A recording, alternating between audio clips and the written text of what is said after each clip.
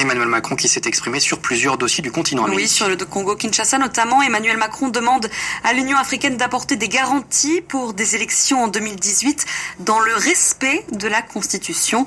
Sous-entendu sans Joseph Kabila qui n'a pas le droit de briguer un troisième mandat. Autre grand défi sur le continent, la démocratie. Elle est en recul dans beaucoup de régions. Hier, à Ouagadougou, vous avez souligné le fait que dans beaucoup de pays africains, eh bien, le combat de la démocratie n'est toujours pas gagné. À quel pays vous pensiez? Peut-être à des pays d'Afrique centrale comme le Gabon, le Congo-Brazzaville, le Congo-Kinshasa. Je crois que vous avez vu le président angolais, João Lourenço, cet après-midi. Peut-être en avez-vous parlé? Nous en avons parlé. Moi, je suis toujours à la fois très vigilant sur ce sujet et en même temps très précautionneux parce que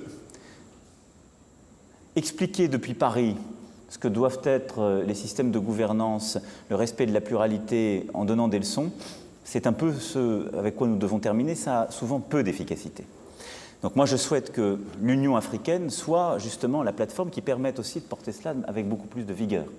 Et donc vous ne me voyez jamais, j'ai souligné l'importance du problème, j'ai fait le choix d'aller dans ma première tournée africaine et de prononcer un discours important dans une université, d'aller au Burkina Faso, parce que c'est justement un pays qui a fait le choix de la démocratie, d'élections libres, qui fait le choix du pluralisme avec une expression très libre, comme on l'a vu hier.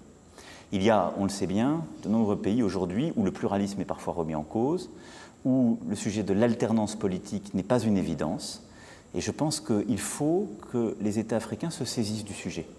Ça n'est pas au président de la République française d'aller expliquer à tel ou tel endroit tu ne dois pas faire comme ça ou pas faire comme si. Oui, mais tout de même au Congo-Kinshasa, ça fait déjà 1 an que le président a terminé son mandat, c'est encore repoussé à l'année prochaine. Je vous confirme que nous avons eu des interactions. Je veux que ce soit efficace. Je ne vais pas donner des leçons sur RFI et France 24 un soir pour me faire plaisir ou faire plaisir à nos auditeurs.